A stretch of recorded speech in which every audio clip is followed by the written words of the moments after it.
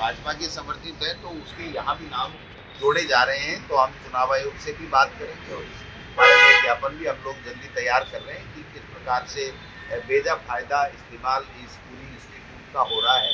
तो वो बात भी हम देखेंगे।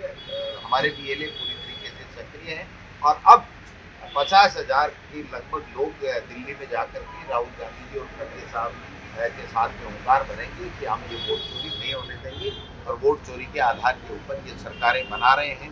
मैं समझता हूँ कि ये देश के लिए, देश के लोकतंत्र के लिए, देश के संविधान के लिए खतरे की बात है।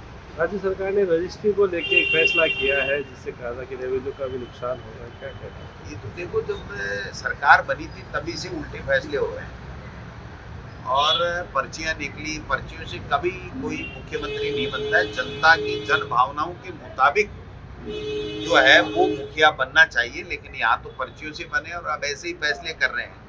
ये तो और इसकी आड़ में और ज़्यादा बेईमानी होगी कि ठीक है, पट्टे सोसाइटी के देते रहो, रजिस्ट्री नहीं हो के बाद में नियम चेंज हो जाएगा, करा देंगे, ऐसे करके भूमाफिया इनको लूटने का लोगों को काम करेंगे। जब रजिस्ट्री नहीं हो रही है तो फिर इसको आप सोसाइटी के पट्टों को ही बैन क्यों नहीं कर देते? तो ये एक बैकडोर का खेल सरकार ने भूमाफियाओं की सह के ऊपर किया है, वो बहुत गलत है।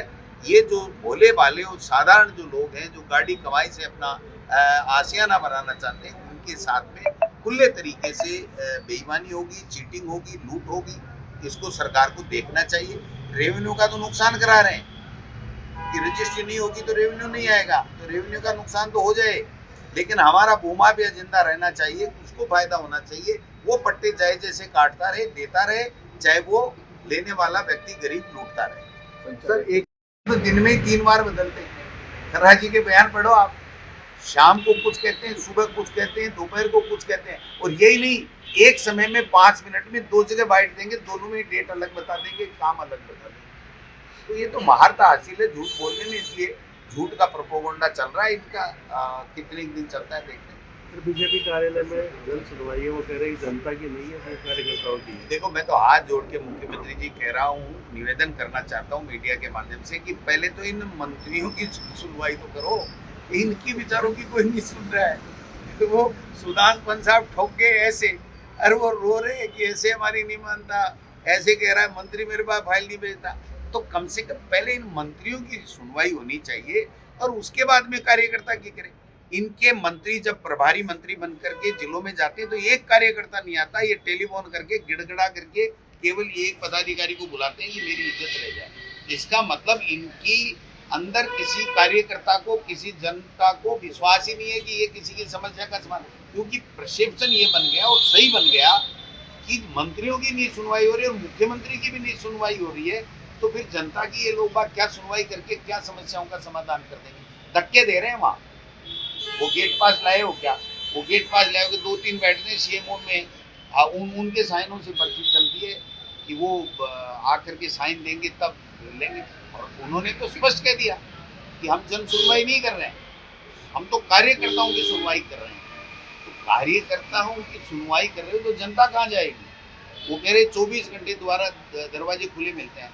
मैं आपको चैलेंज देता हूँ, सिविल लाइंस में चले जाइए, एक मंत्री का भी एक पूरे दिन में एक गेट भी खुला मिल जाए, एक कार्यकर्ता या जनता वहाँ पर अगर उससे मंत्री से मिलने के लिए आ जाए तो मुझे पता नहीं। तो जिलों में जाते हैं, हम देखते हैं, चुपके गाड़ियों से जाते हैं, चुपके आ जाते हैं, कोई नहीं मिलता इनसे, इनका पता ही नहीं रहता कब आते हैं कब जाते हैं। तो ये जो चल रहा है, ये जनता बहुत परेशान है, त्रस्त है। और किसान तो पूरी तरीके से लाठियाँ खा रहा है साहब, खाद के बदले लाठियाँ। वो कह रहा है खाद दे दो, और मंत्री जी किरोड़ी लाल जी ने जो छापे डाले, अब उसके बाद में क्या फायदा हुआ ये तो बताओ। वो असली नकली कुछ भी नहीं मिल रही है। असली तो छोड़ दो आप बात, असली तो इनको खुद को ही पता नहीं है, असली सरकार ही नहीं है तो फिर खाद कहाँ से मिलेगी? ज्यादा खेती हो रही है अमेरिका और रूस के जनता बीच में। को, जनता को तो यूरिया से ही नहीं, सरकार से बहुत बड़ी समस्या आ रही है। ये सरकार इस तरीके की बनी है कि इससे लोग त्राहिमाम कर रहे हैं, लेकिन अब पीछा नहीं छूट रहा है। 2 ही साल हुए अभी, 3 और भोगना पड़ेगा इनको। ये तो रोजाना, ये इनको यूरिया से क्या लेना देना है कि यूरिया मिले कि नहीं मिले।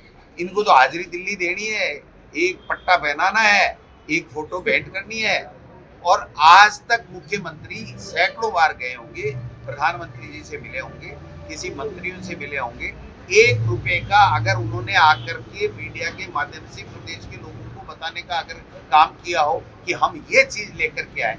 कल परसों राहुल गांधी जी ने लोकसभा में क्वेश्चन लगाया था, उसका उत्तर आया है कि ईआरसीपी में आप कितना धन दे रहे हो, क्या इसको राष्ट्रीय परियोजना बना रहे हो। स्पष्ट रूप से मनाई आ गई कि ईआरसीपी में 1 रुपया हमने नहीं दिया है और हम राष्ट्रीय परियोजना इसको नहीं बना रहे। इससे बड़ा धोखा, इससे बड़ा झूठ, इससे बड़ा प्रेम प्रदेश की जनता के साथ में उस 21-22 जिलों के साथ में कोई हो नहीं सकता है। यमुना जल की बड़ी बड़ी बातें कर रहे हैं, शेखावाटी में ये मिलेगा। आज 2 साल हो गए साहब, 4 महीने के अंदर डीपीआर बना रहे थे, आज भी डीपीआर नहीं बनी है। तो जब डीपीआर नहीं बनी, बजट तुम्हारे पास में नहीं है और भागीरथ बन बन के मोटे मोटे फोटोओं के साथ में खिंचा रहे हो और अपनी पूरी पीठ खुद ही थपथपा रहे हो, जनता को तो कोई लाभ मिला नहीं और न लाभ मिलने वाला है। मैं लिख के दे सकता हूँ कि शेखावाटी में यमुना का पानी नहीं आएगा, इनके कार्यकाल में ईआरसीपी राष्ट्रीय परियोजना नहीं बनेगी। ये झूठ के ऊपर इनकी बुनियाद है, जो जनता अब समझ चुकी है और आने वाला कोई भी चुनाव होगा। अंता में सबक सिखाया। मुख्यमंत्री जी ने कहा था कि 2 साल की मेरी गवर्नेंस के ऊपर ये रिजल्ट को माना जाएगा, आधार माना जाएगा। तो वहाँ तो हो गया काम, बंटा डाल इनका। सार ये तो बेईमानी है साहब। आप देखो कि बीजेपी ऐसे हथकंडे ला रही है। पहले वो कौन सा एक लेकर के आए थे जासूस, पेगासस लेकर के आए थे। कितने पत्रकारों का, कितने बुद्धिजीवियों का इन्होंने जो किया था। अभी भी ये इस तरीके के ऐप लेके आ रहे हैं, रोजाना तरह तरह की बातें लेकर के आ रहे हैं। तो ये पूरे तरीके से निजता का उल्लंघन है और निजता का उल्लंघन हमारा कॉन्स्टिट्यूशन जो है वो हमको अधिकार देता है कि किसी की निजता का अधिकार नहीं होना चाहिए, ये हमारा मौलिक अधिकार है। तो उसके ऊपर भी कुठाराघात कर रहे हैं। अब कह रहे हैं जरूरी नहीं होगा, जब आपने कंपनियों को लिख के दे दिया तो कंपनियों ने तो मैन्युफैक्चर जो बनाया है उसमें वो चीज़ कर दी। अब आप किस किस को समझाओगे, कौन कौन व्यक्ति उसको समझेगा और कहाँ से इसकी मॉनिटरिंग करोगे। तो मैं समझता हूँ कि ये जो जासूसी की प्रथा है ये मोदी जी की पुरानी स्टाइल है, ये कोई आज नई की नहीं है और उसी के तरीके से ये लोग बात चल रहे हैं। ये देश के लिए, देश के नागरिकों के लिए बहुत ही खतरनाक। सर, एक यूरिया को लेकर बड़ी समस्या आ रही है।